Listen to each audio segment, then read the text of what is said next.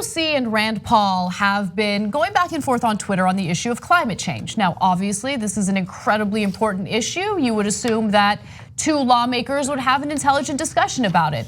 But Rand Paul is involved, so you probably shouldn't expect that. So it all started when Rand Paul, unsolicited, he's not responding to anything, tweets to AOC and says this: "No, AOC, the world will not end in 12 years, but we absolutely must do something over the next 500 million years. Some say we should develop a space shield to protect us from the sun's increased luminosity. I'm not against that, but it will only be a temporary respite, maybe a few million years. I do think we should also begin genetically altering O2 producing organisms to send to Saturn's Titan and possibly the closest planets outside our solar system. What say you, AOC?" So he's poking fun at one of the biggest threats to human existence, climate change. It's funny. And he's needlessly going after AOC and trying to provoke her. Well, look, if you're gonna go ahead and provoke her, she is gonna respond. Now, he also linked to a Forbes article that had nothing to do with climate change, but rather how the sun will get brighter over the next 500 million years. It's very different from climate change. It's weird and stupid, but AOC obliged, she responded. "Hey, Senator, would you like me to also take your comments out of context and pose them as your earnest position, as you have chosen to do with me? I assume the answer is yes, especially given that the GOP climate agenda is about as fictional as Spaceballs anyway." So Spaceballs is a reference to a Mel Brooks movie, okay? It is. And it was from the late 80s. I'm an expert on this, let me tell you more. So in this movie, planet Druidia is protected by an air shield, which the evil president Scroob is trying to break into so he can steal their air, and the help of Dark Helmet, Colonel Sanders, and yes, a bunch of a-holes.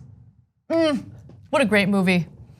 I couldn't be happier. What is going on right now? Have you seen Spaceballs? We're talking about balls in space. We are. Have you seen it? You haven't? I did a screener, I actually. have not seen it.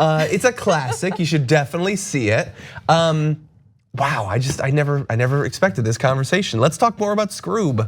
Are you excited? Anyway, I am a little bit excited. This is like the most lively I've seen you, like in 2 weeks. I am. You know what's ridiculous? I'm not just excited about the Spaceballs talk, but as I was reading Rand Paul's initial thing, like sure, on the surface, it's horrifying that a United States senator, an incredibly powerful, although weak okay, what is going on? What is going on here? Our intern Jordan made that. Jordan's also the one who's made these incredible intros for some of the branded segments we have, including When Rich Men Cry and As the White House Turns. I love it. I don't remember. Oh yeah. So look, it is scary that a United States senator thinks, oh yeah, like 99.99% of the world scientists think this is a horrible thing that's happening because of our activity, and if we don't do anything about it, it's gonna be horrendous for us. And he's like, I'm gonna tweet at this girl.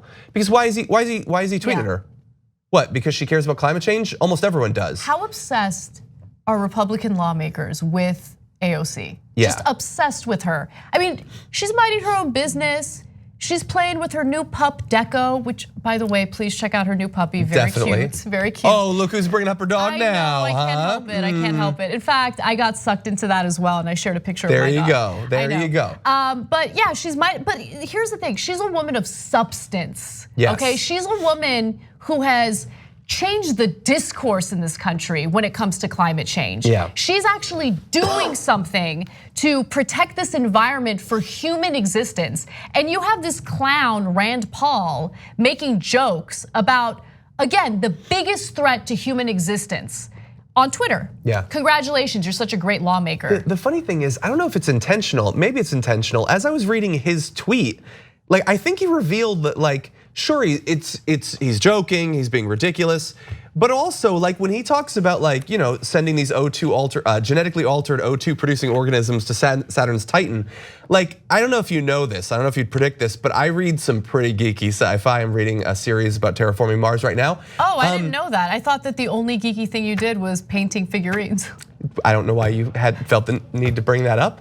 Because I love you, John, and I love that you do that. But anyway, when I read that, his examples are too specific. I think he actually does like sci-fi, which is offensive to me because I like to think that if you care enough about this topic to be interested in and want to learn by reading about it, you'd have some respect for the people actually doing it. And if you're going to be making jokes about terraforming like the satellites of Saturn or some other planet, maybe care about what happens on our planet too. TYT is all about challenging and disrupting the status quo, and so is Aspiration. Aspiration does not invest your money into fossil fuel businesses that harm our planet, such as pipelines and oil drilling. Instead, you'll be able to fight climate change with tools like AIM, the Aspiration Impact Measurement, and Planet Protection. They also don't hit you with outrageous fees for you to access your own money. You can even earn cash back and get free ATM uses up to 5 times a month. Head to aspiration.com/TYT to learn more. For a limited time, get 30 days of free TYT membership when you sign up.